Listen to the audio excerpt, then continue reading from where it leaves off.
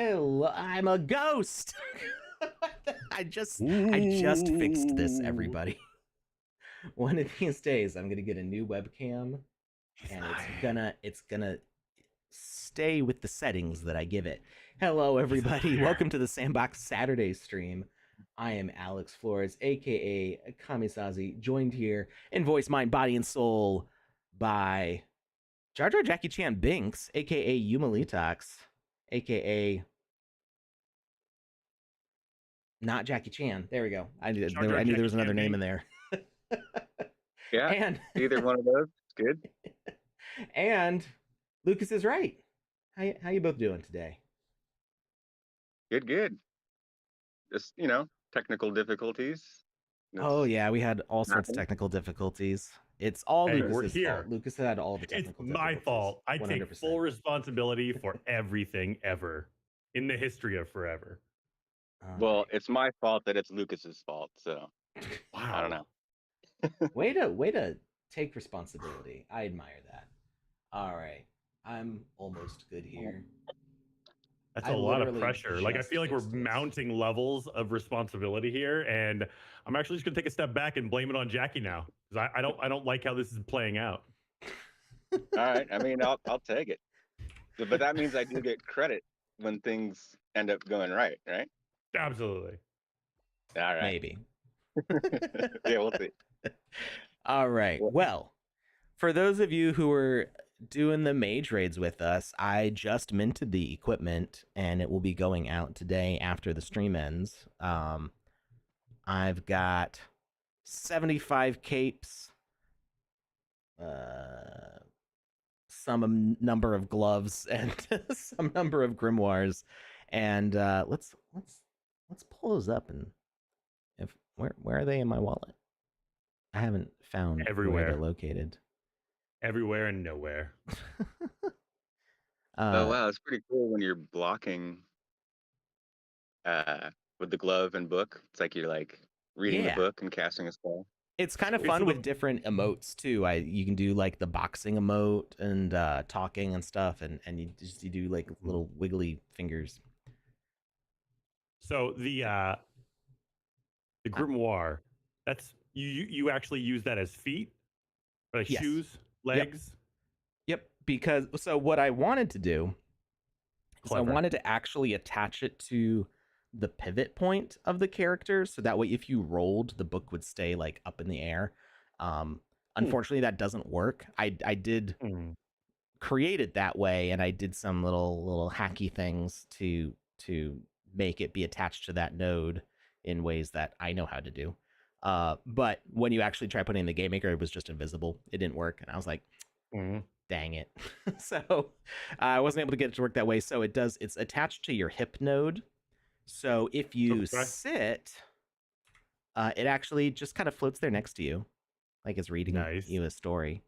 If you crawl, it does clip into the ground. There's not really anything I can do about it. It's a magic book. It's allowed to do that. Yeah, it's a magic book. But for the most part, it just kind of floats around and hangs out with you. And I wanted to make sure that the pages were like facing the character.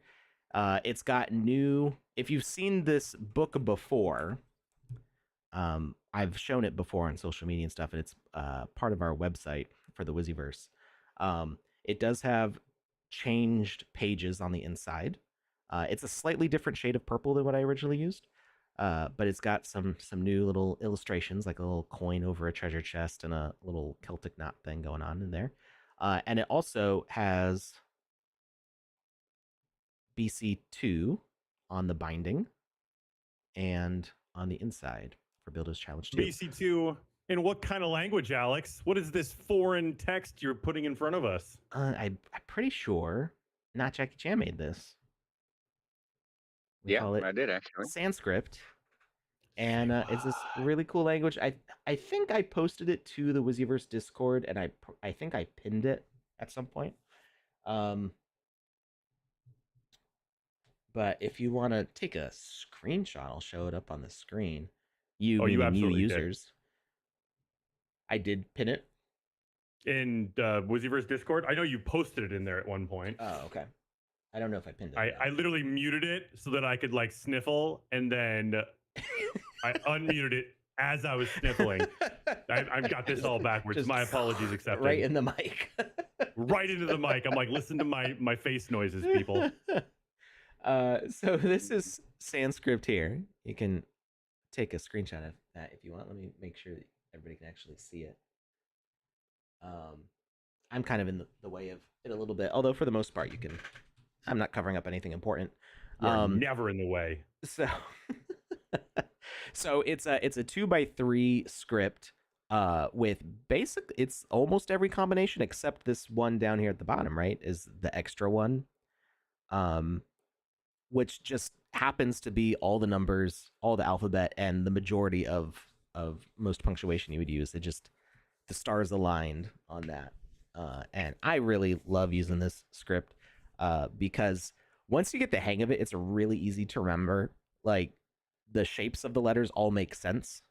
If you look at the blue parts, clearly a B, C, D, and when you think about it logically, like, okay, I can see how that would be an E, that would be an F, a G, it's got this shape down here, and then you think of the hook. Even like a 2 and 5 to me makes sense as like this being the hook. It's almost like if you crop the top off of a 2, if you crop the top off of a 5. So I don't even need this reference anymore. I just like write it. Sometimes I like, if I haven't used it in a little while, I'll look back just to like refresh my memory, but it's really instinctive after a while. And I've used it a lot on the obelisk. I've used it on some clues in Belphegor's Ball when we did the Halloween event last year. So it's just a super cool script, and I'm really glad that it exists because it's nice. I was just about to say, I'm really glad that it exists. That's crazy. Those are the exact words you used. Because it's fun having something that is sand specific. Yeah. I had that font like in on some graph paper for like a couple years probably. Or I swear I had it there for like 5 years maybe or something. And so even before paper. Sandbox? Yeah, before Sandbox. Oh, nice. And then you got into the Sandbox, and I was like, wait a minute, that'd be like perfect. That's awesome. I forgot to put my gloves on at first. You get all dressed up for the ball, baby. Yeah. So the important thing with the gloves is that the thumbs don't have to clip through whatever you're holding. So if you equip like a wizard staff, you can actually see that the thumb goes around it. Because by default, because of the way the hands are designed in the Sandbox, it's kind of like that SpongeBob meme where they shove the jellyfishing net through the guy's. Is it Squidward in a cast? I think it's Squidward in a cast. He's like in a wheelchair in a cast, and they just jam it through his hand and bone. His hand, and he's just like, ah. Yeah, that's what happens with your avatar's thumb on all like swords and staffs you might equip. And so for this particular piece of equipment, I decided it fully covers the default avatar fist around all sides and kind of hides it in the purple shadows, and then your thumb actually reaches around whatever you're holding, and you can like not have your thumb destroyed. Yeah, I had a long sleepless night making sure that all of these things lined up, but these are all minted, and I upgraded the levels a higher catalyst level than what I said. I said it was going to be a common cape, an uncommon glove or gloves, and a rare book, but it's actually an uncommon cape, a rare set of gloves, and epic book. Well, hello, sailor. I was able to secure the catalysts I needed and do that. And then there's also, they're not minted yet, but for our ambassadors, there are ambassador pink versions of these.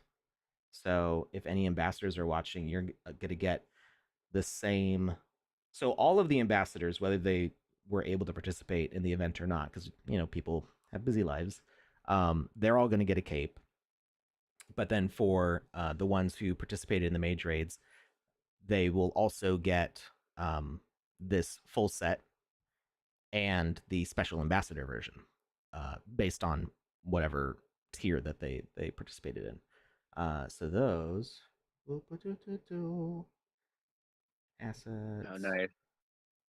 I haven't worn this yet. It's my Pet's Kitchen participation award for being in the final tournament. I got a can of. I don't. Hold on. Let me pull up on screen what you got on there. It's a. Are you a can of food? Yeah, it's pet food. Nice. Pretty cool.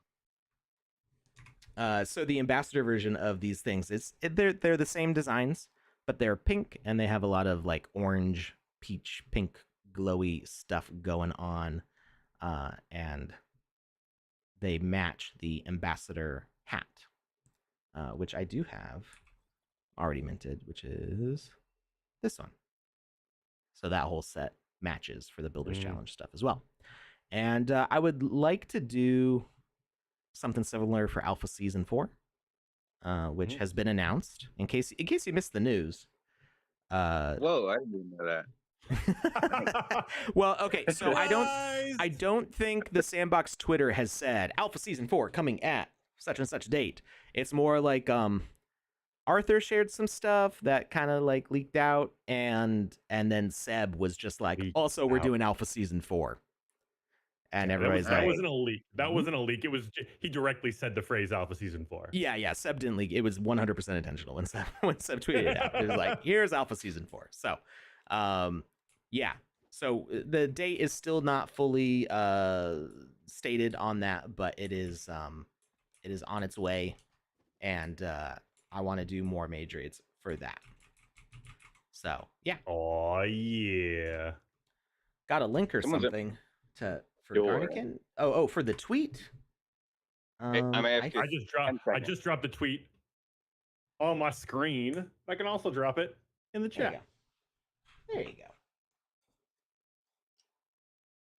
Thank you, Lucas. Oh, I don't have the regular Twitch chat up. I meant to do that so I can see if somebody raids us or something.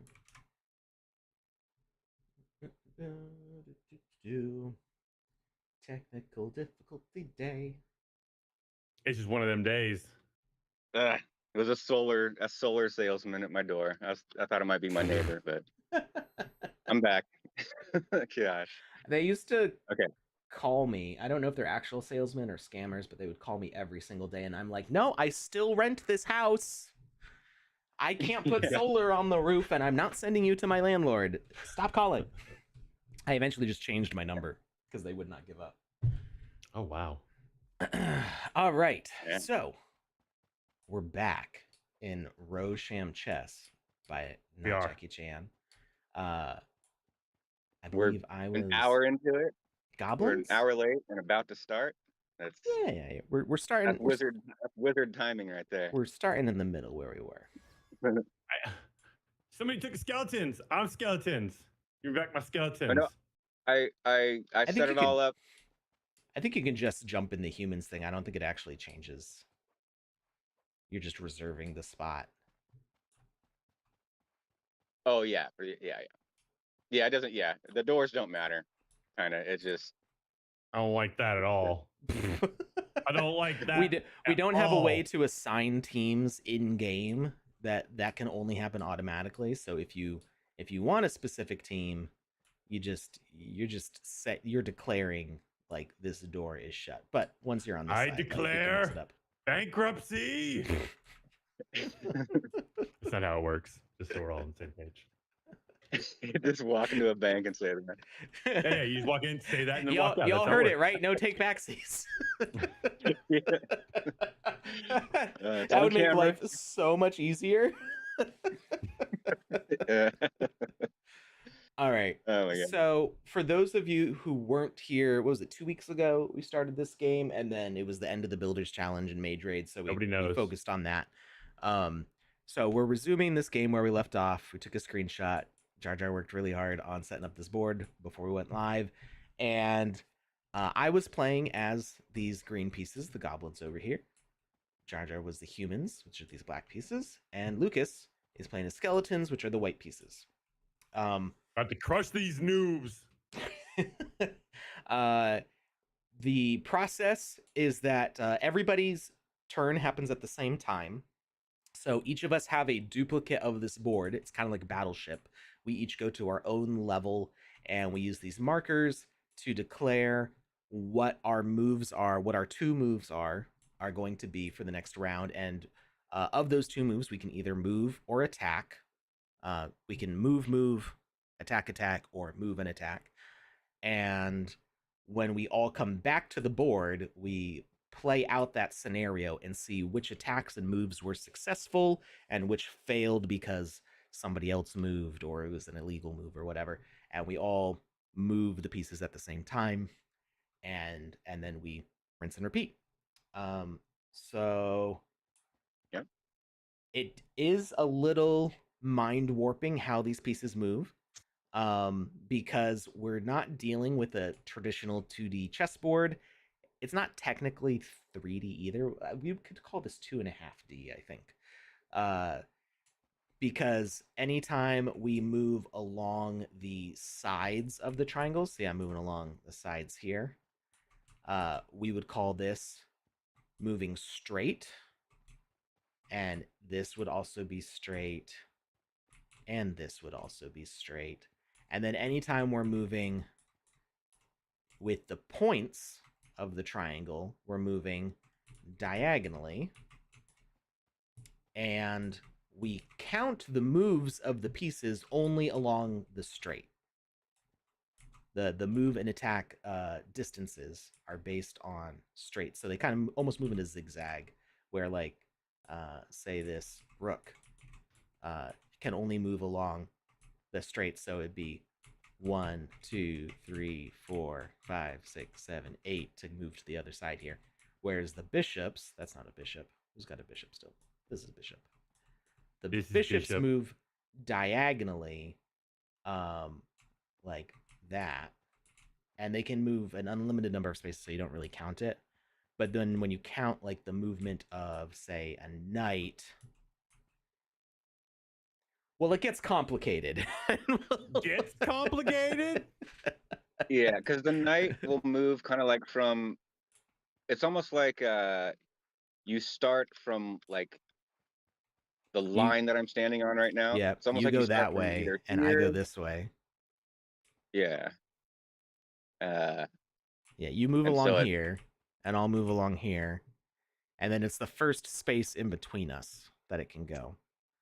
So Yeah. move to that empty white position, black position. Well, okay. So this is where that would be the that knight spot that it move could here. go. Because it's in Yeah, between this diagonal and this straight, and it's the first gap between those, which is that black spot there. Yeah. Yeah. Once And you get it, it's not too bad. Yeah. You just like the trick I wrote is you just pretend the knight is a queen, and then look where the queen could move. It could go here. It could go here, but it can't go right here. Mm-hmm. So this is where the knight would move from where it is. Or attack. So or attack, yeah. If that was a human, I'd be able to attack it. But that's the twist. That's what makes this Ro Sham, is that I can only attack humans. Humans can only attack skeletons, and skeletons can only attack goblins, not the other way around. And that's what makes this like rock, paper, scissors, or Rochambeau. All right. So, with that little refresher, also, we are I'd like to say something real quick.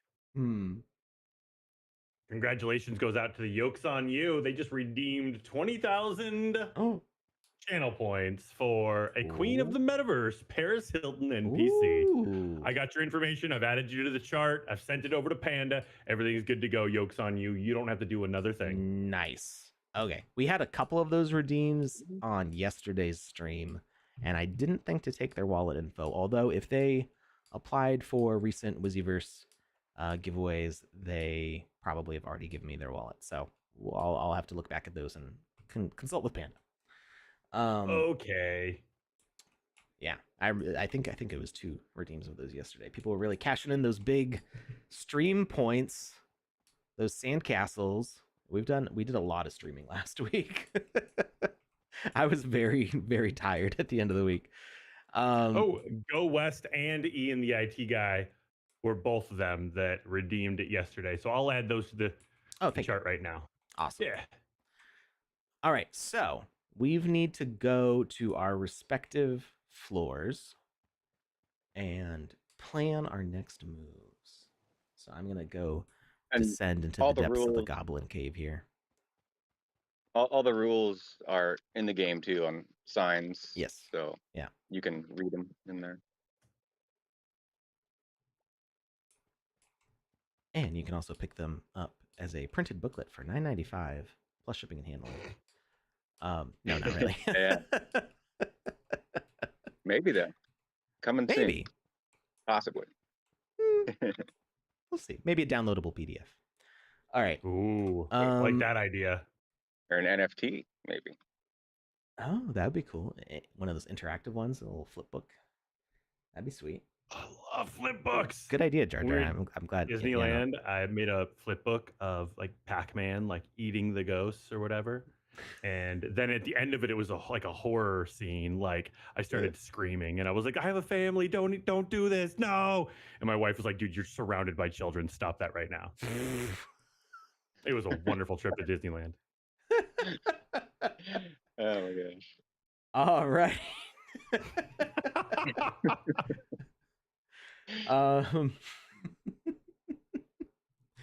So anyway, if you want to jump into this game with us, you can. Now, you won't be able to play on the board with us, but there are other things to explore here. And once, I think we've got maybe like 3 turns max before the end of this game.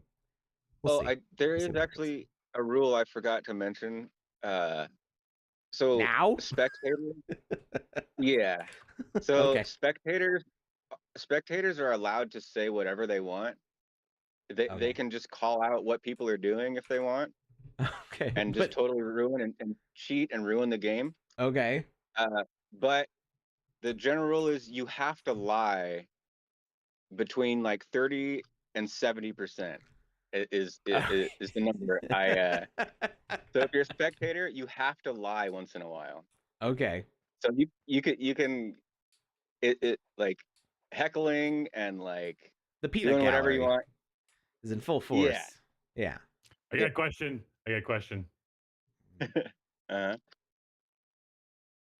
Skeletons are white, correct? Mine is. Pieces? I don't know about yours. Actually, right? I've never seen my own bones, so I don't know what color my skeleton is. Okay, I'm gonna guess in the game, the skeleton chess pieces are the white ones, correct? Yes. Okay.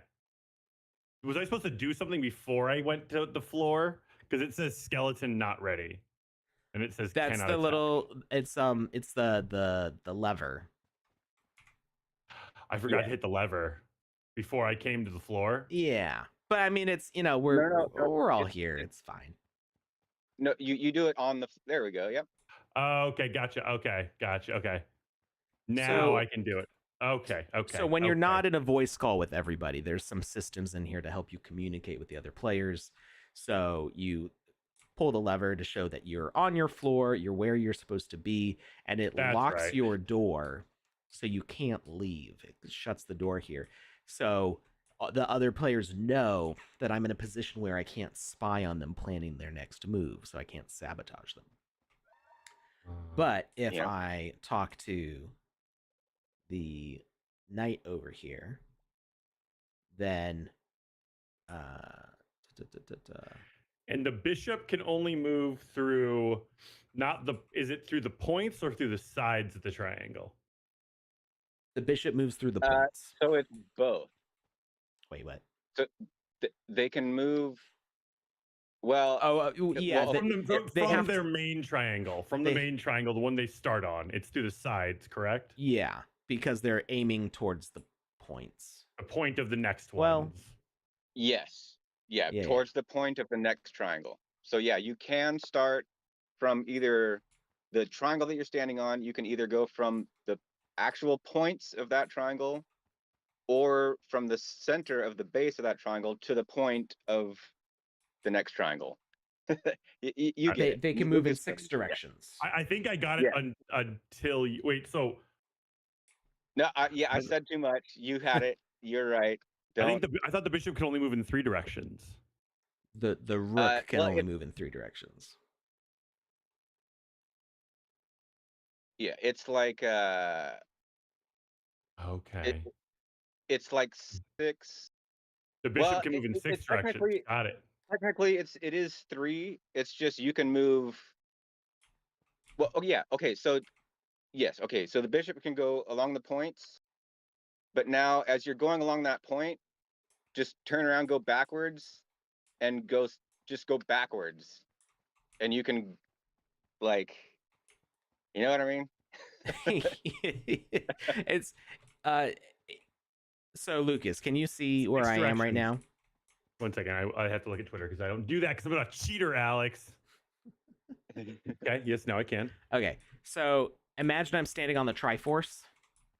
We got the black triangle in the center, and then we got 1, 2, 3 white triangles. So I can move to this point, this point, this point, this point, this point. You see what I'm doing? So so 6. Yeah. Or 3 with the axes like continued through the opposite side, since a line doesn't have an end. So you can look at it as 3 or 6 kind of. So from this point to this point, from this point to this point, and from this point to this point. Those are the 3 axes that intersect, and it means that I can effectively move 6 directions with the bishop. So this PDF we're talking about, is that available yet or nah?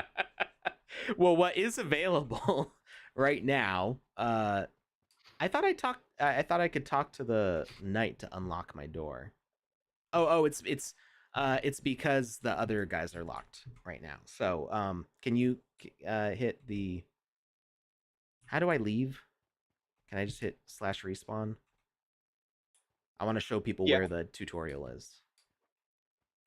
Yeah, you can respawn or open your. Oh well, we'd all have to open our gates. So yeah, you just respawn. Probably easiest. So from the spawn, there's the noob zone, and this gives you a look at where all the different things are. I don't. Oh yeah, I have to talk to these ones, right? So if we want to look at the bishop moves, this is the way the bishop moves. See how it's 3 lines, but they go through. So effectively, you move in 6 cardinal directions. See, Lucas? Okay, there we go. Got it. Thank you. Whereas the rook, because the rook can only move horizontally. Well, okay, technically it's also 6 directions. But you're moving through just the flat sides. Yeah, the axes is the word you said that is correct. 3 axes is a better way to say it, Yeah. 3 axes, 6 directions, but rook only moves through flats, whereas the bishop moves through the points, but in order to get from this point to this point, you do move through a flat. The other way that we had talked about it last time is that the bishops cause bilateral symmetry when they bisect the triangle. I'm pulling you like way back to like 5th grade geometry or something here. So it causes the triangles to be split evenly in half when the bishop moves. This side is a mirror image of this side, whereas the rook does not. But it takes some like visualization in your head to see that. So here we're Alex, look at Twitter real quick, because I am with you in. Is it? I can the see your noob screen zone. from Discord. Yeah. Yeah. Oh, okay. What you're seeing right now is what was happening to me last time. Okay, I would say you're there. Your marker is there, but you are not. Oh, I was looking at the yellow lines. I don't know why I'm not there. I can see you and me on your screen, but I cannot see you and me on my screen. I just see me. I mean, don't get me wrong. I love looking at me. That's a bug that's been happening more frequently the past week. I don't know what's up with it, but I can just I'm gonna exit. But I think it's on my end. No, I should be able to come back and you should be able to see me. If I hit replay, that's funny how it's gonna show me back in. Certain things are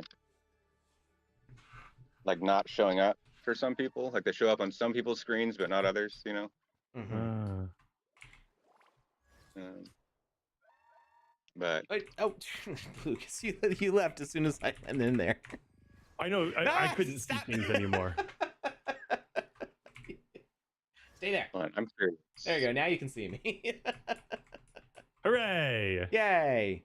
I looked at the screen. I saw 2 people. I was like, "There's 2 Alexes now. We went from 0 to double." Oh, can I not wear my? I think I messed up. I made a huge mistake. Now I can't wear my equipment anymore, but I can wear the heroic stuff. So if you're an avatar owner, this new set of heroic items just dropped. They don't really like my avatar shoes, but it's okay. Not gonna lie, I love the superhero stuff. It's pretty cool. I really like it. I like it a lot. So this is the knight's moves. The knight can only move or attack to these purple points, relative to its position.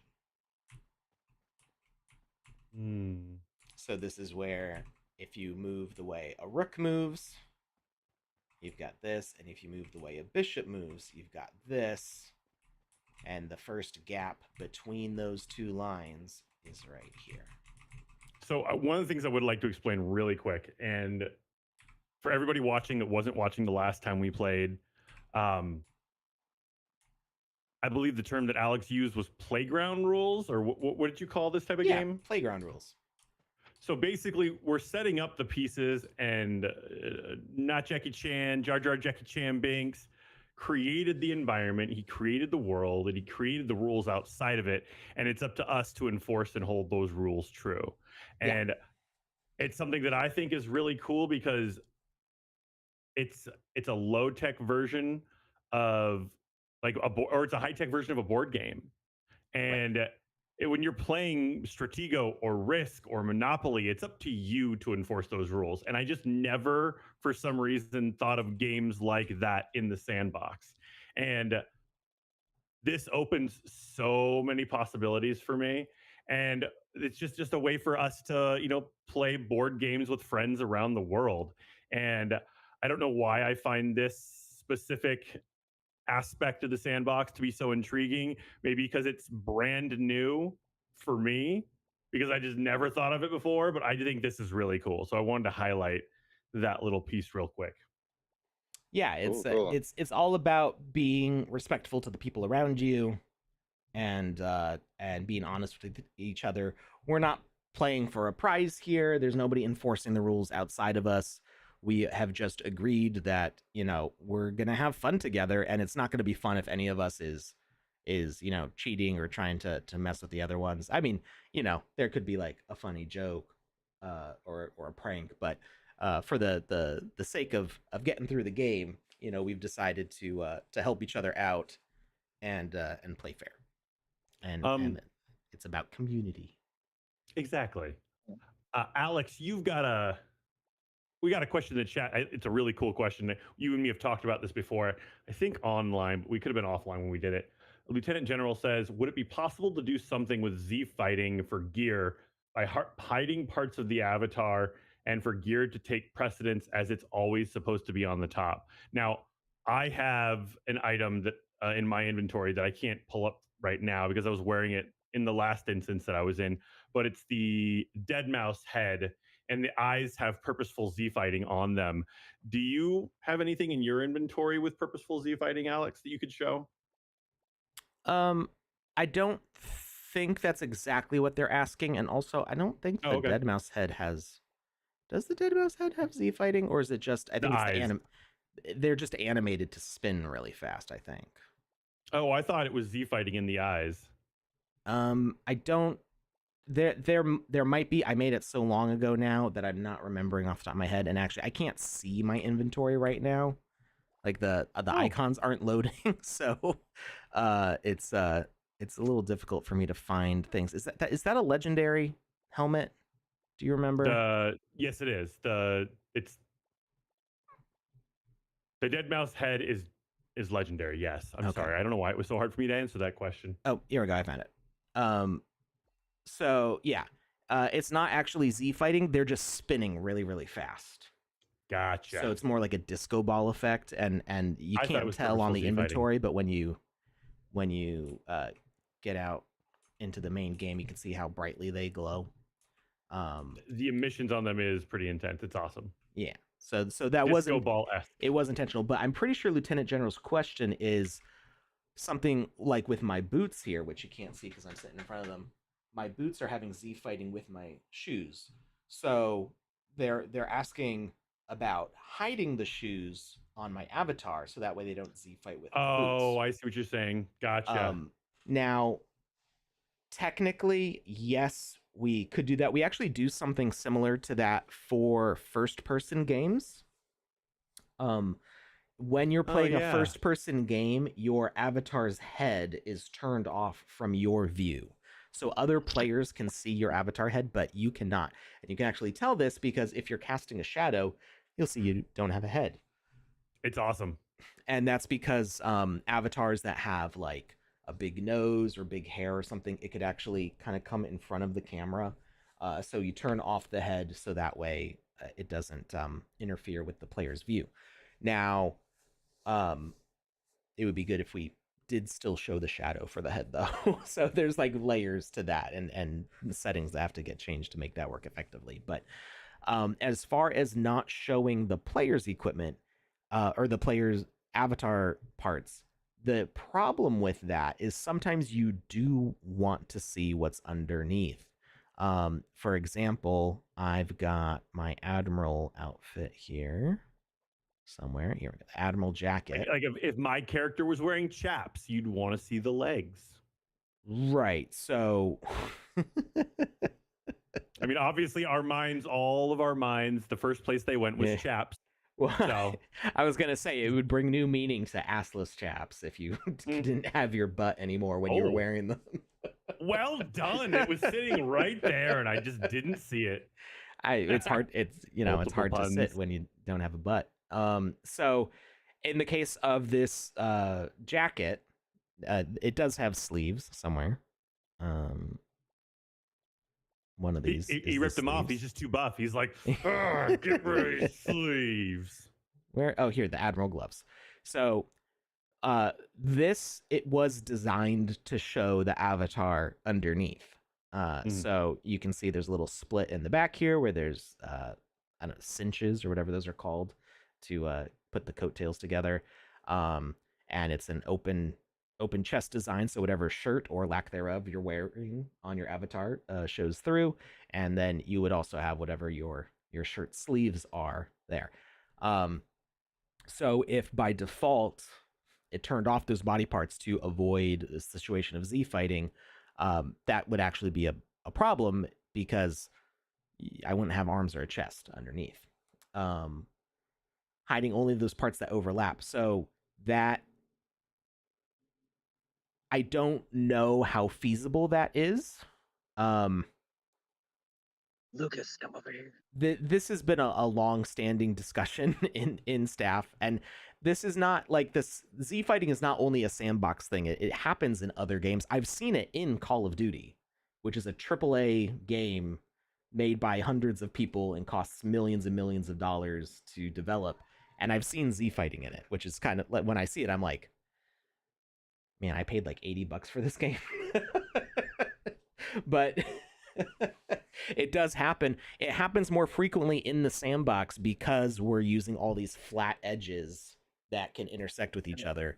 So it's very easy for Z fighting to happen in the sandbox because of the nature of the art style. But it does happen in other games, and it's not something that has been fully resolved in other systems. There's not just like a Unity plugin that's like no more Z fighting.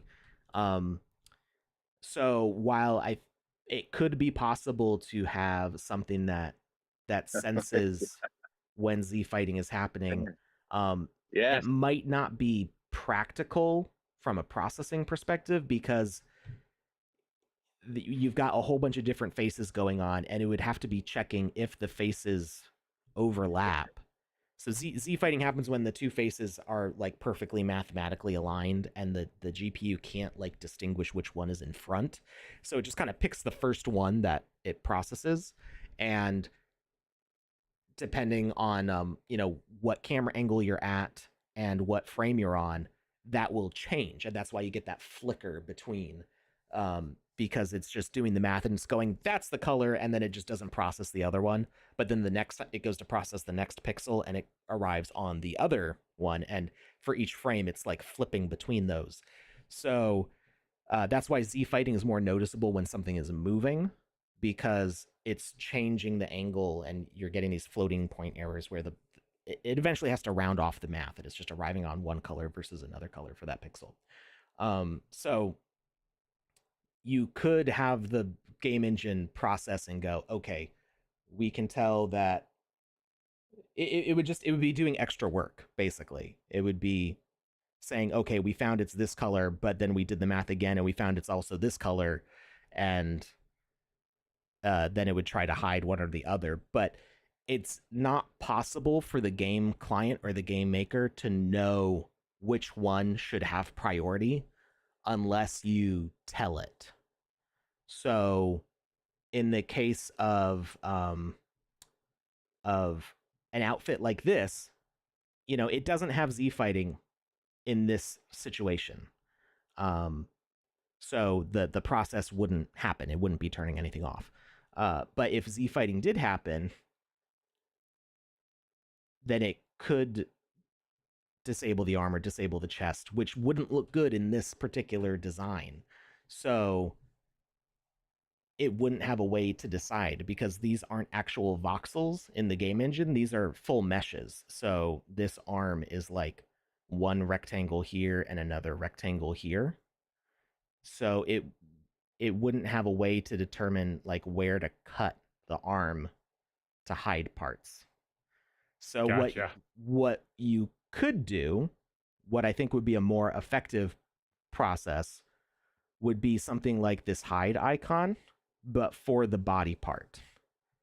And it would only be an option if you are wearing equipment on that part, because you don't want, like, you playing hide and go seek with Panda, you don't want players to just be like, oh, I'm making everything invisible, you can't see me, like I was on the screen just a minute ago for Lucas. You don't want that to be an option for the player, probably. So I would say what you could do is you equip your equipment, and if you as a player go, oh, it's Z fighting, I don't like the look of that, you could say, okay, I'm going to turn off the visibility of my feet or something like that. That creates a whole new list of options and a whole bunch of new scenarios. That does get complicated. What I think is better as a creator for myself is to just make it look right. Lucas, can you pull up your inventory?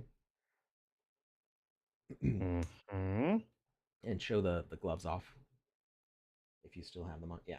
So I've fully hidden the hands inside the gloves. And I did that intentionally with a whole bunch of extra nodes. So the gloves here are actually, there's 1, 2, 3, 4, 5, 6, 7, 8. It's not a super practical model. There's like 8 extra copies of this hand part, specifically to cover each corner of the glove. Yeah, that's how the chameleon works, basically. like Oh, chameleon. when it changes color. Yeah. Yeah. Yeah, and so you're just seeing a different side pop out. So can you see the blackness here? That's the actual avatar hand. And so I have to cover it up on each side of it. And technically That's it would so only neat. be 6. But I think I have extras in there for because of the thumb. I needed extras for the thumb. That is so cool. I like So that I a made lot. I'm really glad that Lieutenant General asked this because I never would have guessed in a million years that that's how you basically combat Z fighting. Combated. What's the word defeated. there? Defeated. I didn't Thank combat you. it. I defeated it. No, but it's there is a tiny bit of Z fighting, but it's so small that you'll never really see it in game. You can see it right here. Is it gonna autosave your VoxEdit? It's already minted, so I'm not worried about it. Okay.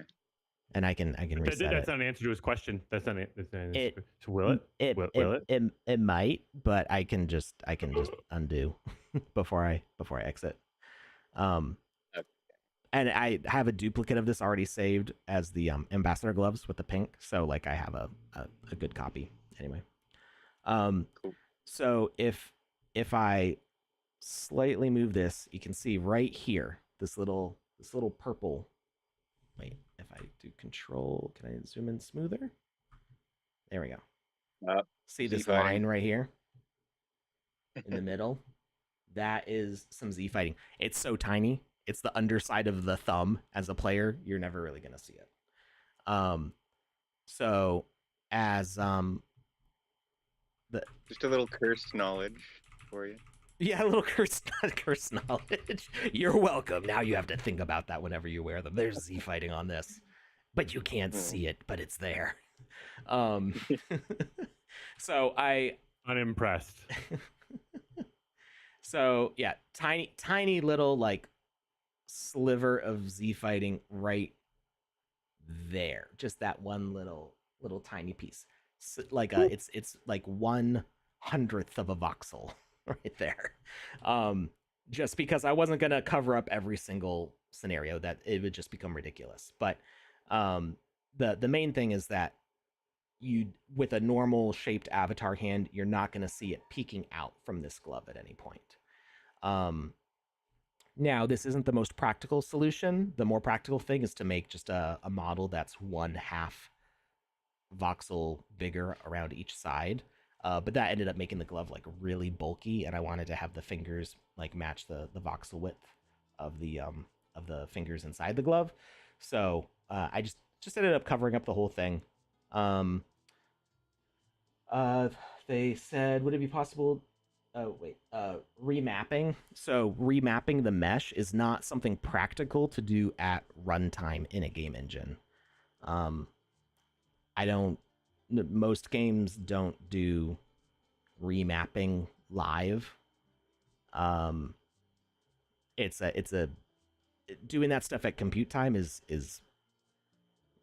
a way to madness, probably. So like it's an annoying problem. It's a problem that's pervasive in 3D games with the technology that exists now. Usually the way you get around it is by being smart with your designs and trying to predict when it's going to be an issue. A lot of times, to simply avoid Z fighting, even if there's clipping that occurs, you can just do a little rotation. Just if you rotate the objects by like 1 degree, it will mean that in some situations it's going to clip in or out of the object it's on top of, but at least it won't Z fight. You won't get that flicker. But then if somebody's model that your model's getting put on top of has that same rotation, it could still Z fight. So it's always going to be a battle between, you've got multiple artists, multiple designers working on things. It's going to probably be a like, persistent issue. I'll offset it by exactly 0.02 so that it won't Z fight, and then somebody else says, "Oh, I'm going to make my hand out 0.02 so there's no Z fighting." And so right, and they end up Z fighting with you. Yeah. Yeah, actually using like even integer, well, not integer, but like, 0.0 whatever values, you will probably still run into Z fighting with somebody else who uses the same offset. So you're probably less likely to get Z fighting if you just do a manual movement and don't use an exact value in the inspector, because it's unlikely somebody's going to land on the exact same 100th or 1000th of a voxel space. Yeah, so it's Z fighting, something I've been fighting since I started in the sandbox. Not since I've started the sandbox, since we've started using the game maker and equipment. Equipment is really when it's like, oh, Z fighting is like an issue that we have to deal with all the time. And it's about trying to make smart designs. And then, some avatar projects are really different than others, and you still end up with it. So I think my preference is when you empower the player to choose what they want, which is why I advocated for us getting the little hide option where they can still get the stats from equipment, but they can choose whether or not to show it, because maybe this looks good on this avatar, but on a different avatar, you've got like ears sticking out the sides, or like tusks going out the front, or a ponytail coming out the back. And maybe that looks good on that piece of equipment. Maybe you like that, maybe you don't. So as a player, you get to choose whether you show it or not. I think that's the best solution for those sorts of things. So hiding a body part, I think is a possible solution, but it does have to have some limitations. Customizability to it. Well, limitations, so players don't just go, I'm the Invisible Man, I'm going to mess you up. Yeah. You have to be wearing something to turn something off, and one of them has to be on. They both can't be off. Right. Exactly. No, I like that. And I like the idea of, like you said, empowering the players, because like you said, let's take X-Men for example. Oftentimes, like, characters will have things sticking out of their uniforms, like wings sticking out of their back, a tail sticking out of their pants, spikes sticking out of their helmet, whatever the case may be. And if we're able to allow players to continue doing that in here, that's actually really cool. Also, I want to ask a question. So coming out of if we're talking about moves on a board, yep. If they're going if it's moving out of the point or the tip, we're going to call that the tip. And if it's moving out of the flat part, we're going to call that the side. So if you look at the knight, moves that go out of the tip move 2 spaces. Moves that go out of the side move 3 spaces. And that, to me, is bananas. Why aren't they all 3, or why aren't they all 2? It's counting the flats. The number of, well, okay. The knight specifically is the gap in the queen's motion. So don't even think about counting spaces with them, because that's the way to madness. You take the way the queen moves, and then you just pick the first gap that occurs between those movements. And that's why we drew the diagram that's in, or I drew the diagram that's in Discord here. I'll pull it up. You know what? This one. Both my knights are dead, and I'm glad. See you in hell. Forget you guys. You're confusing. No, it is a little mind warping, but yeah, it's I love it. The red movement is the queen, and the green spaces are the first gaps that occur between where the queen can go. So the queen can't go here, it can't go here, it can't go here, it can't go here, and it makes this little hexagon sort of shape. All right, so we haven't started our first move yet. Or I guess, did you guys already set up your moves? I already set up my board a while ago. Okay, I have to remember what was going on. So we got the humans going on here. Dang it, I opened the door so I could get in, and then somebody closed the doors on me before I could get over to the door to get in. Isn't it? There we go. It's when you exit that room, the doors automatically close. So one person alone can't just open the doors and come in. You need 2 people. It takes 2, All right. Lucas. Takes 2. Wait, am I on somebody else's board right now, or is this the main board? That's the main board. So you want to jump into the skeleton.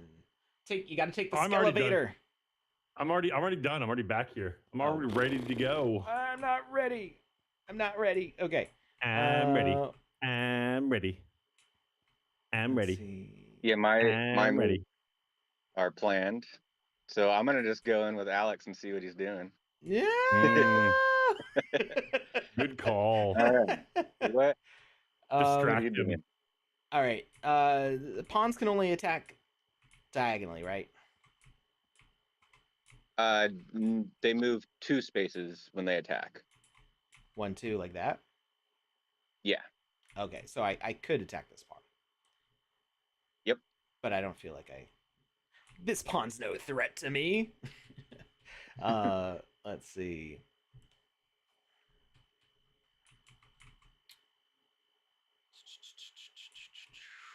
I feel like I was ramping up to do something.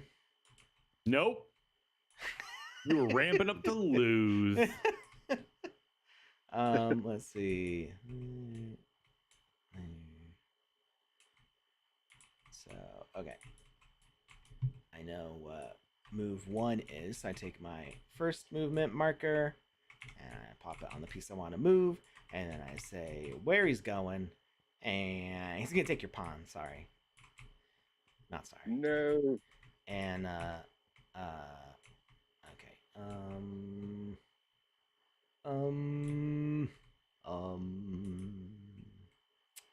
I suppose it's fun being down on the main board watching Alex's thing. Move without me there. Pieces move around. Yeah. What is this guy doing? It's kind of cool being a spectator to sorry, I just cheated. I'm gonna need someone to let me in whenever you're done. I just wanted to spectate. I'm done. I'm done. I see my rook moving around. Look at How do I let you in? You don't have to let me in. I know what you mean. There's a lever, right? Where's the lever? Yeah. Is it the lever by the door? You can just hit open all doors. That's what I do, and then. Oh, it's that one. Yeah. You don't have to read anything. But I did all the reading, Jackie. Nice. I'm still locked out. Or locked in, rather. I'm locked in. Maybe I should have just opened all the doors. Let me out. Oh, yeah. I didn't open my gate. Sorry. Open all doors doesn't open your gate? No, that's just to let someone on the board. Okay, I'm opening my gate now. Sorry, okay. I forgot how to play. All right. Okay, so now we've planned our moves. So first is the movement section. So, I see you. Oh, wait. You didn't move the one I was going to attack. I'm just seeing so many possibilities with like Dungeons and Dragons here. Yeah, that would be cool. Like, especially considering the board that I'm standing on right now. Like, these are movement spaces. Boop, boop, boop. Lucas. Yeah. Did you have a movement? Oh, wait. Here we go. This guy's moving. Yeah. Here. I did, Alex. Sup? I was just looking. And then your number 2 marker. Wait. Oh, I screwed it up. Sorry. It's supposed to be. That's supposed to be attack too. Here. You shot who in the what now? Yeah, but we're not doing attacks yet. It's just a marker. I just put the wrong marker. But. So Lucas, you can't attack. Oh wait, no, you can attack green. Wait, who attacks me? Yeah, Lucas attacks me. I attack green. No, you take my pawn. Okay, but not yet. And then I said this one's moving here. All right, so we each did one movement and we each did one attack. I think. Oh, I didn't mean to carry my pawn away. Or my rook, I mean. All right, so my knight attacks, but we don't move with the attack. We just do the attack. So this pawn is off the board. In jail you go. And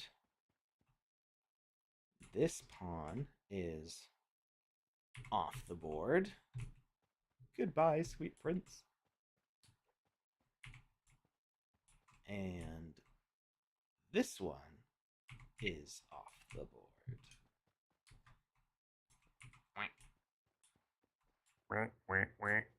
All right. All of our moves were valid.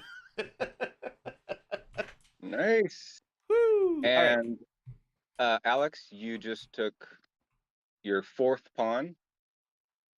So what does that mean? I forgot.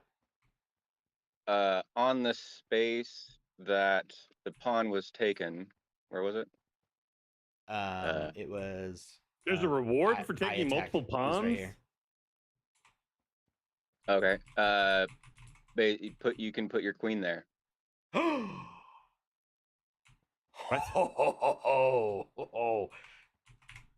Yep. But I also get my pawns back. What? Wait, what? What? Yeah. I don't remember any rules involving pawns. And they go back to the positions they would have started in, if possible. Yeah. Okay. Yeah. And if That somebody's already occupying that space. They don't come back. if you start from the left side here, and you just put the pawns wherever they can go along this whole line. But if the whole line is occupied already, and the back pawn space is occupied, the pawns go on this bench right here. And then just the next turn that there's space available. Put me in, coach. Put me in. You put them in at the end of the turn when there's space. Garnican says yeah. that was a pretty good evil laugh, Alex. I used to practice evil laughs when I was younger. Who didn't? You know how to do an evil laugh is blow out as much air as you possibly can, and then start to laugh. I swear, it's like the most evil laugh you can do. I think I'm just gonna pass out. Yeah. I think he's trying to get me to pass out. Yeah, like a if he's not Joker awake, wheeze. he forfeits. Because it's like a. Okay, I'm gonna do it. What do you think? Okay. Yeah, it's decent. It's decent. I was unimpressed. Lucas is like, I'm not scared of expected you. more.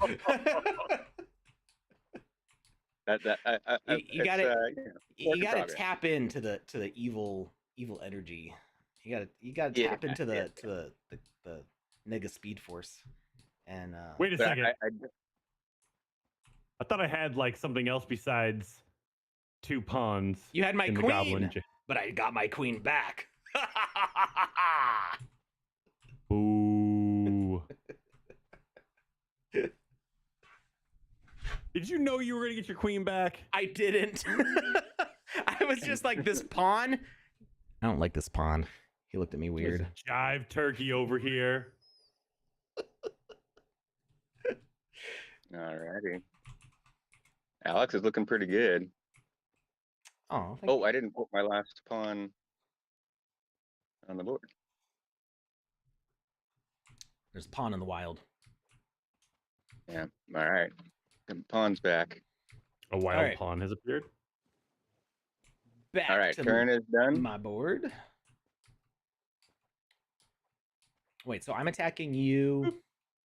Oh, so I recovered my piece from Lucas, and you recovered 2 pieces from me.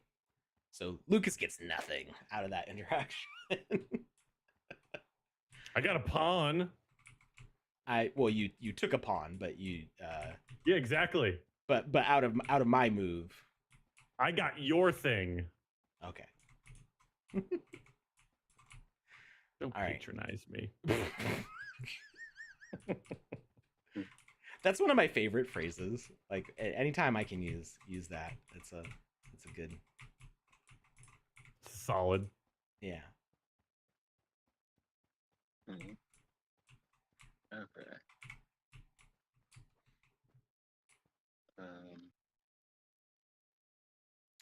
So you just got like a whole bunch of pawns all around your stuff now. That's kind of annoying. Yeah, but you know, they're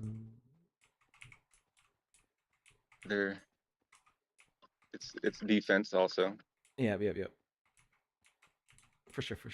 And it was, and I could have planned for it better, knowing that the pawns could fill up that space. Ooh.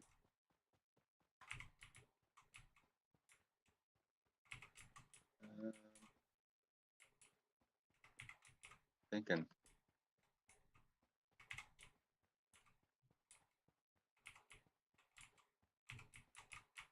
All right. I'm ready. Every time Alex says that, I cannot get over how much he sounds like SpongeBob. That is 100% intentional. I'm ready. I'm ready. Okay. So isn't something supposed to happen when I say I am ready to the creator or to the knight over here? Yeah, a purple pawn pops up on the board. It does. I forgot. Okay, the purple pawn is there. Yeah. Let's go. Okay, let's see. Playing 2.5D chess. You don't even know. 2.5? 2.5D. 2.5? Yeah, because we're not doing any actual like vertical. This is a 2D projection of a 3D space. So I'm gonna call it 2.5D. 3D projection of a 2D, you mean? Yeah. No, it's a 2D projection. It's on a flat surface, but of three dimensions. There's 3 axes, right? So there's 3 dimensions. Oh, okay. But you can't move on all 3 axes at the same time. You can only move 2 at a time.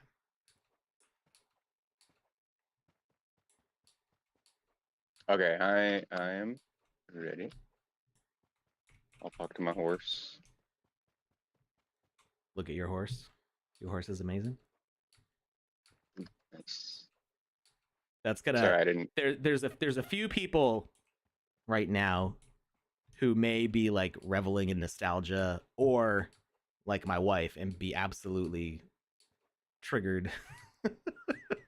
It sounds familiar, but I don't know what it's from. I can't place it. The same guy who did Badger.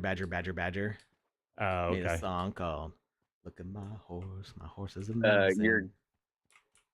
Your gate, Alex. Have you opened it? Open your gate, fool.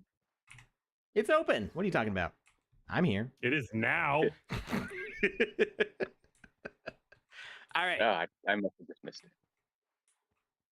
Oh, you didn't miss nothing. Oh, wait. My queen is still wearing her chains over here. I'm so sorry, Lucas. She got some bling. Oh my goodness. I'm so sorry, Lucas. Why? Did you just take his king? You just, yeah. I moved my king. Movements go first. I know, but I anticipated it, and I moved my queen to where I thought your king was gonna move, and I guessed right. Oh, so you just blocked the movement.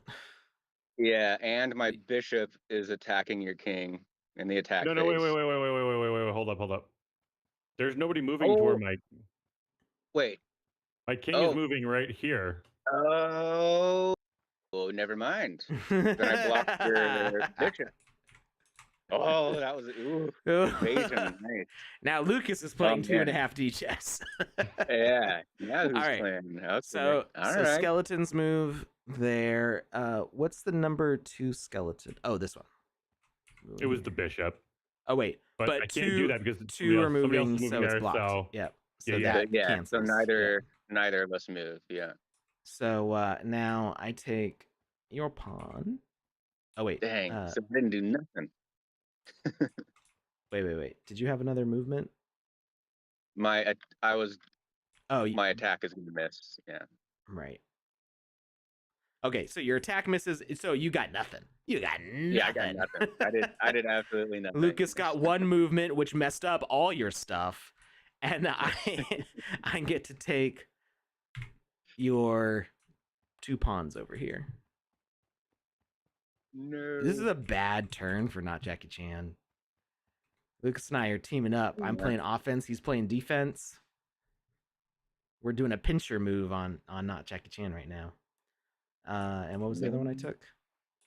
This one. I'm still not sure how I feel about the pieces not moving to where they attack. I don't know how I feel about it. Wait, they don't move to where they attack? They just do the attack and they stay where they were. It's all ranged attacks. Oh, I thought they moved to the spot where they were attacking. No, they just the piece disappears from there. So basically, if you want to move into a space that's occupied, it's 2 turns: one to attack to remove the piece that was there, and then a second move to that position.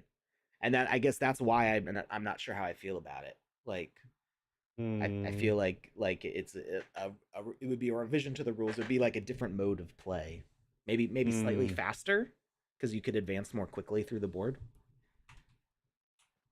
All right. Yeah. Back to my goblin hole. It's it could be looked at. Not trying to change the rules for this mode or this game, like at this moment. Just a thought. Yeah. For like a alternate play style or something, maybe. House rules. Because I already do have one alternate method that's like a short game. Right. Yeah. I don't. Yeah. Are we playing the long game or we're playing the short game? I guess it doesn't matter until the king's knocked out, right? Yeah. For the short game, you just have to capture a rook, bishop, and knight first, and then you can attack the king. But everything else. Oh, that's right. So you've got 2 knights, of rook and a bishop. Oh, so you can attack his king. Right? Well, if we were playing the short version, yeah. For normal, you can do. It doesn't matter. Right. Normal. You can attack him at any point, but it's the switch into the other pieces. Yeah, you're building your army basically.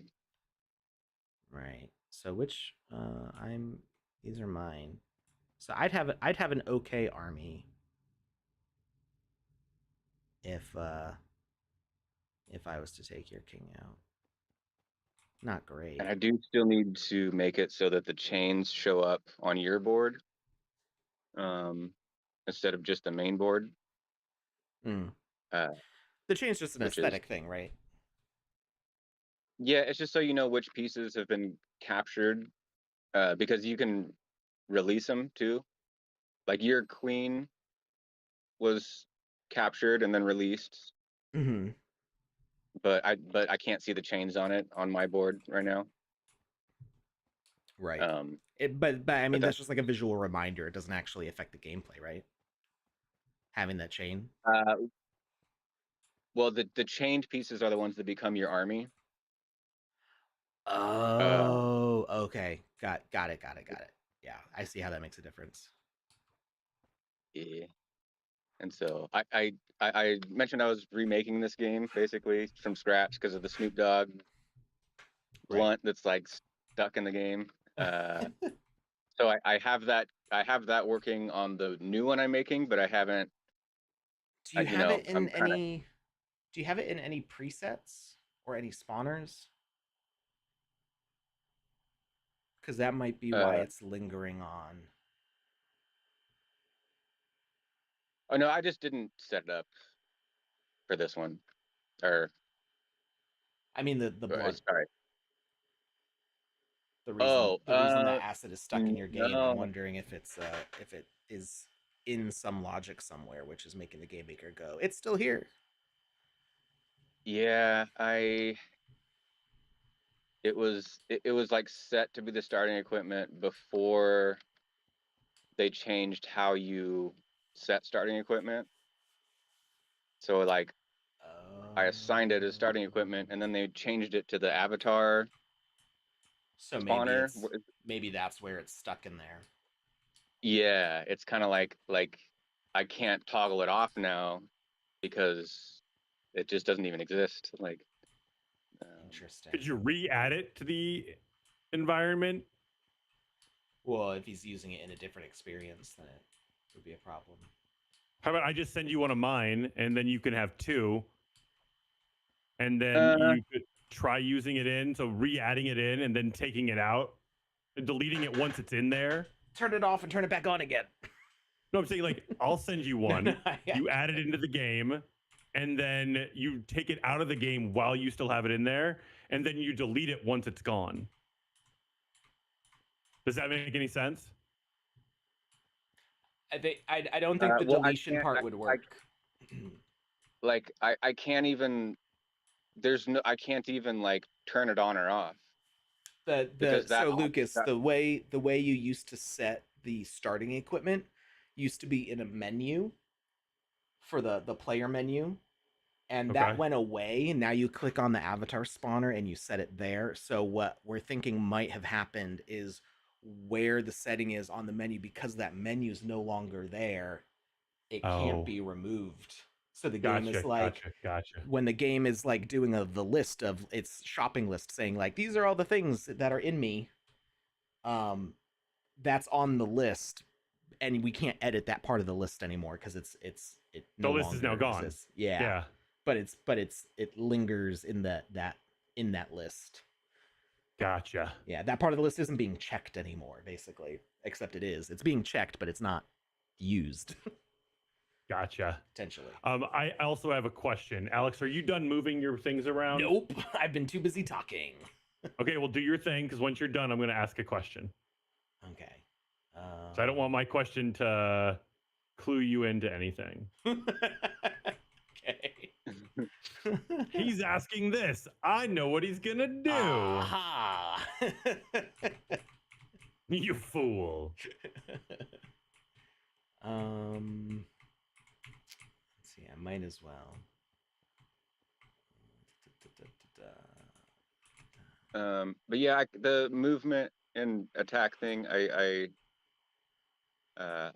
guess I just kind of wanted to make it like attacking is like it's supposed to be like, ooh, do I really want to attack? You know, it's like because it could just be a wasted move and I'll get nothing, you know. Right. But if you could move when you attacked,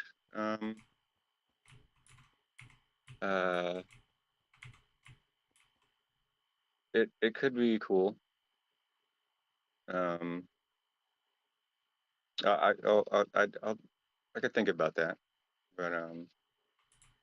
but yeah, that would be like a different game mode probably. But of course, you could always just make that a rule, you know, or if you want to play that way, that's totally cool, you know. It's, you know, tabletop rules, so right. you could do whatever you want. Okay, I think I'm ready. Let me see. Am I ready? I don't know what Alex is gonna do. I did no defensive preparations. But see what happens. All right, I'm ready now. Okay, so you're done? Yep. I'm gonna open up my gate. My question is this: how does the king attack? It's just one space away, correct?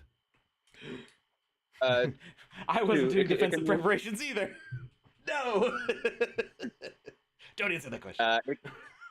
It can move or attack 2 spaces away. But it has to be 2 spaces. It could be within 1 or 2 spaces. Gotcha. Yeah. And it does need line of sight. Mm-hmm. Only the knights can jump over things. Right. Well, knights and pawns can actually. Pawns and knights don't need line of sight to attack. The only 2. I feel like pawns, because of the range of their attack, it's kind of line of sight anyway, depending on how you look at it. Wait, pawns do or do not need line of sight? Do not. But kings do need line of sight, and that's just I'm not changing. that's Everybody can see my screen. I'm not moving my markers. What are you trying to do, Lucas? Oh, I already know that I can. Oh, okay. Yeah, I know what I can because of the description that he's made, and I'm using my king to attack your rook. That's too far, actually. It's one space. Right. You can. Yeah, you can only attack that far. Yeah, that from your king to Alex's rook, that would be 3 spaces. They're literally touching, though. No, you move through the flat sides. So you move to the white, and then you move to the black. That's your 2 moves. So if you stand on your king, you move through the flat to the white, through the flat to the black, and then there's through the flat to the white again would be the 3rd. I'm sorry, that's ridiculous. Lucas is like my arms are so long, I can touch you from here. But the spaces are literally touching, so it seems like they're 2 space. They're one, if not 1, then 2 at most. But to say they're 3 away when they're literally touching, to my mind, makes no sense.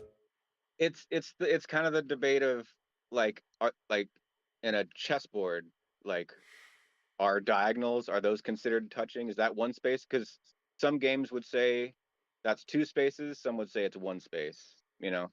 Like if you can move diagonal, then it's kind of breaks the, like, if you're really just doing a checkerboard movement, like moving diagonal really is kind of like moving 2 spaces. One up and one to the left instead of Yeah. one diagonal. Like if you use diagonal, like moving diagonal, you can go so much further than if you just move. You know what I mean? Anyways, so yeah, it's just flats to flats is how you count spaces. And, okay. Yeah. Anyways.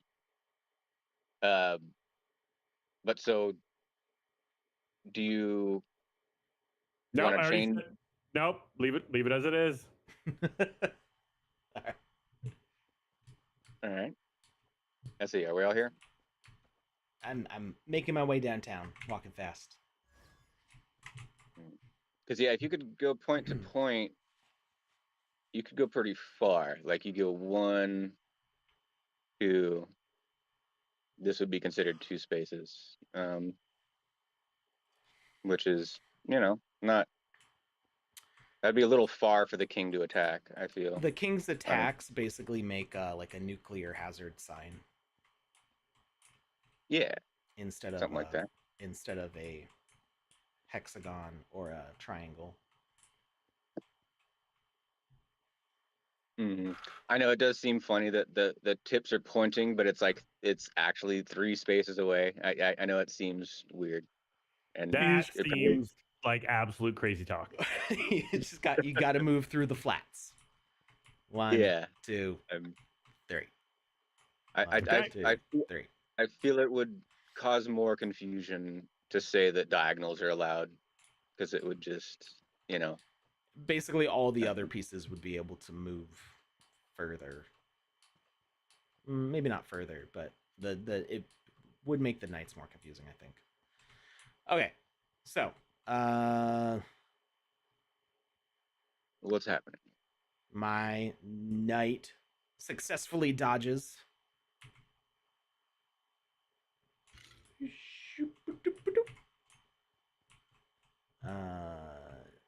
Is this a movement or an attack? That's an attack. Where's your second move? Oh, here it is. This one is also an attack. But Lucas successfully... Wait. Wait, that's not diagonal. I think were you thinking your bishop was a horse? A knight? Nope. Thinking it was a bishop. So this is you're offset on the angle. What are you talking about? the bishop could move. Oh no, the bishop was supposed to be. The bishop was attack. Supposed to be attack 2. The one was the king attacking here. Oh, I was looking at the wrong thing. Okay, Yeah, so no, where's I put the wrong thing down. Where is Oh no, yeah. Where's number 2? You know, this is 2. This is 2 right here. It's Yeah, just, but where's the line is covering it. Oh, he's going all the way over here. Attack 2 over here. Oh wait, okay, that was the attack I dodged. I was like, where? It was so like far away, 1. I didn't know where the marker was. Well, not just that, it looks like a 1 because the attack. Yeah. I was attack 1 is coming through it, and it covered up the second part of the 2. Yeah, I get it now. Yeah, Okay. that confused me for a second. All right. So wait, is this attack successful because that move was blocked? What move is blocked? So my piece here moved. The knight. Your knight moved. Yeah. So I dodged your attack. So your attack wasn't successful. Does that mean that the human attack over here is successful on the bishop? Yes. Sorry. And actually, I think that is kind of why the pieces don't move, is so that they can't, like, I mean, I guess you could still say the attack landed, but it's for if you're getting attacked. Yeah. And I kind of wanted to have some disadvantage to attacking, you know, because otherwise you could just attack and move at the same time all over the board, like, which, you know. That makes sense. Okay. Yeah. All right. So that attack was successful. That was my movement. Did I have? Were both of my? Oh yeah, both of my things were movements. Where is my piece number 2? Here it is. Yeah, it's funny. Like I have all the rules for a reason, but then I'll forget what the reason was, right? And then I'll be like, oh, that's why I had that rule. Like, I do that. So yeah, the scatterbrainedness of the ADHD means that like I quickly go through ideas and I don't have time to like write them all down, and I'll be like on the 5th idea and be like, wait, what started this? And then I have to rewind. So a lot of people with ADHD like will just have like nothing. It'll just be like, well, I'm never remembering that again. But I think the coping mechanism that my brain made for itself was I can reiterate through those decisions really fast. So I can like backtrace to where I was doing. So like if I misplace something, like I like put my keys down and be like, where did I put my keys? I am really fast at finding them again because I can quickly go through like, okay, I walked in this room, I went over here, I was going to do that. There are my keys. And I do that with everything basically. So I very frequently forget why I was doing something the way I was doing it, but there was always a reason, and I can usually follow the logic to go, that was the reason I was doing that for. Yeah. I usually try to like set things up so that, okay, I know I'm probably going to forget all this, so I'm going to set it up so that when I come back to it, it'll like, you know, you kind of like you're setting up for yourself for later. It's like, okay, I need to package this up so that when I come back to it, I'll know what this is, you know? It's like, oh, okay, yeah, you're like talking to your future self, kind of. Did I block your attack on the pawn here? Because you no longer have line of sight? Yes, you did. You blocked my attack. Hey, yep.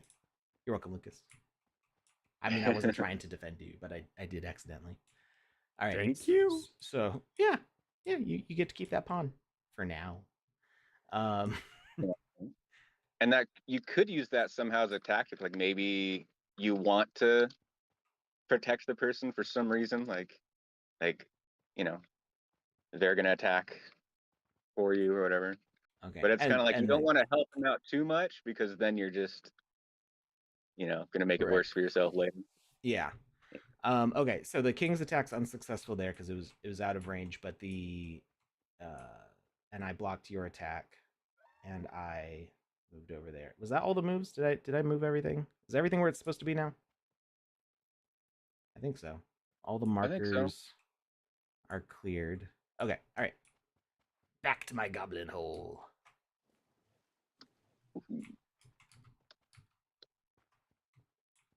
All right. Ready. Now to unlock the ultimate tactic. I just got to Is figure there it out another first. rule you haven't told us about yet? Several, plenty.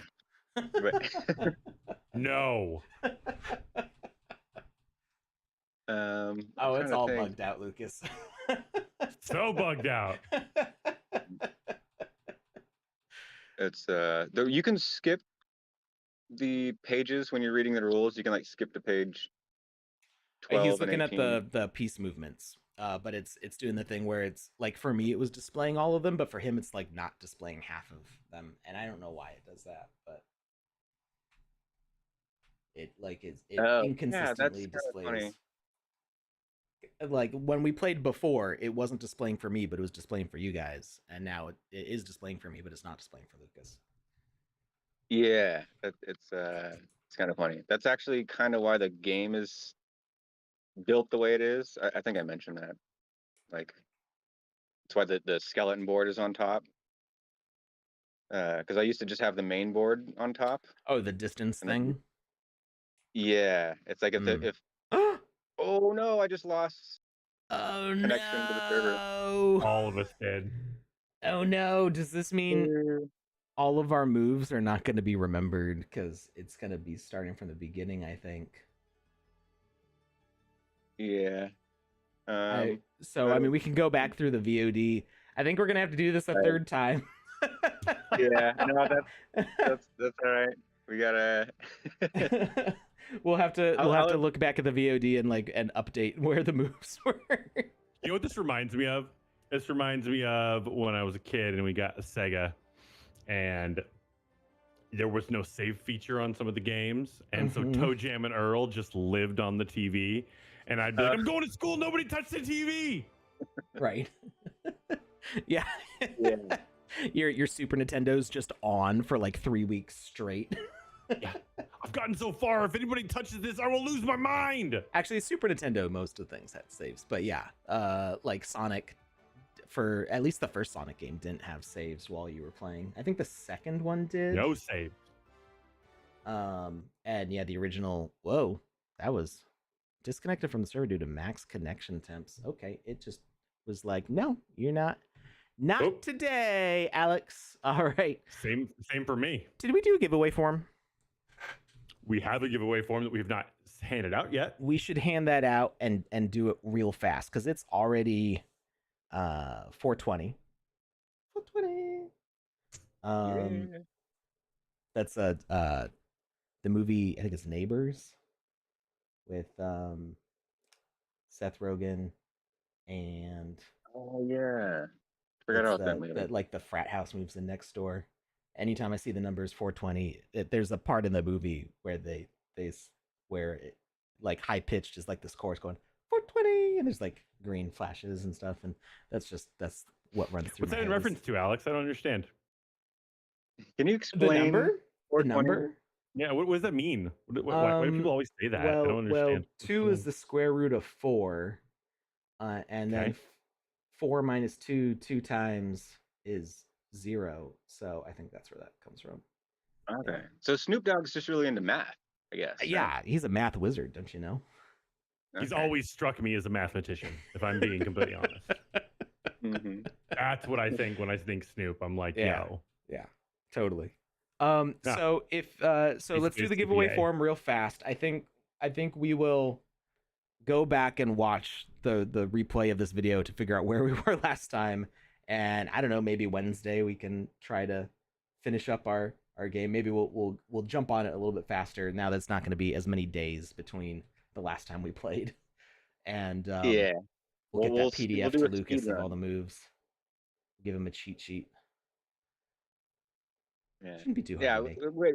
Once it clicks, it's it's clicked for me. I've got it. I've got the moves. Got the moves. Yeah. All right. What are we giving away today? Today we're giving away Wizzy the Orange's singed hat.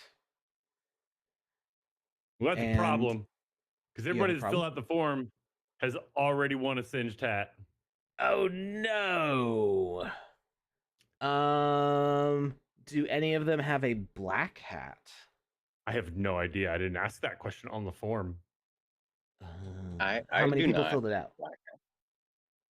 So far, 6. Okay. We waited First, so long that I think, yeah. can you share me the fill out, Yeah. the results? And the first person in the giveaway form that doesn't have a black hat, I'll send them a black hat. But how do? Oh, we'd have to go check their. Yeah, I'll go. I can do that real fast. How about Okay. giving a hat to the winner that doesn't have it? Is the Well, form closed? what Lucas just said is everybody who's filled out the form does have the hat. Or giving a hat that the winner doesn't have. Oh, yeah, I suppose I could do that. We can roll and see what hats they don't have and see what hats I could give them. Let's do that. Okay. Well, then Yeah. you don't need. I sent you a link, but you don't need it anymore. So. Well, I mean, roll it, and I do need the winner's wallet to see what they've got on there. That's what I'm saying. We'll just roll it. Yeah, we'll roll it. Who's our winner? Who's here? No, we're closing it. We're closing it now. We're closing it. We're doing it. We're doing it real fast right now because it's. Did I get in there? I think I got in there. It says you did. Response You recorded. did. You did. Woohoo. Give me a second. Doing it. Oh, no. There we go.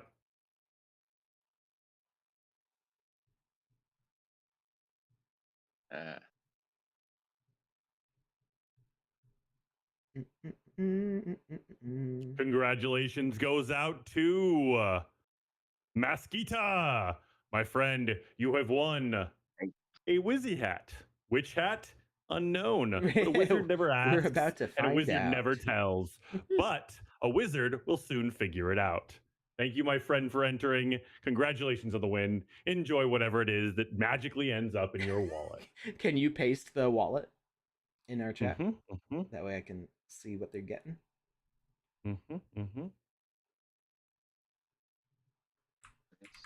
Oh, we didn't do a swim race. I don't know.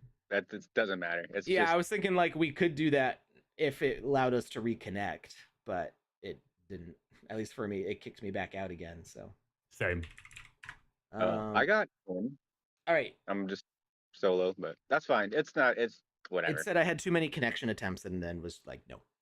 That's what I received as well. So Mesquita's got a black hat, an orange hat, a golden hat, and a purple hat. Dang. So that means that they do not have a green hat or a blue hat. And let's see how many of those I've got handy. I know that I was low on blue hats because I gave away close to all of them.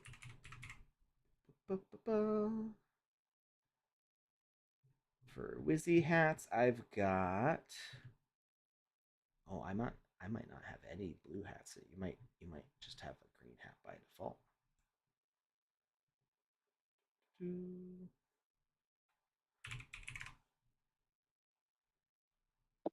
Yeah, I don't have any blue hats left, but I do have green hats. So, Mesquita, you are going to be getting sent a green hat today. Congratulations on a surprise different prize today. Thank you everybody for hanging out. Sorry for all the technical difficulties today. I to be honest, all three of us were having various technical difficulties, so it's just been a rough one. But we will be back on Wednesday to try to finish off this game. Lieutenant General says re-roll until the winner's name starts with an L. Okay, so Lucas, I think you won. I win. And I will also be back on Tuesday with a building stream. I've got some new ideas for that chain physics simulation I was doing a few streams ago. That was fun. That was a lot of fun. I watched it after the fact because I saw you talking to Joe about it on the awards stream, and I was like, I want to see this now. Yes, it's I like it. It's super duper. Yeah, it's pretty cool. It is pretty cool. I think what I really like making is set pieces. Like not necessarily a full game. I like making like a very specific puzzle designer kind of situation. That's like, how can I make this as interesting and cool as possible for this specific moment? How can I make this moment memorable? And then all the special effects and sound effects and things that go with that. I think dig that's that a lot. I So, really do. Yeah. so somebody make That's a game, a Tomb Raider style game, and then I'll just slap that in there somewhere. That it makes sense.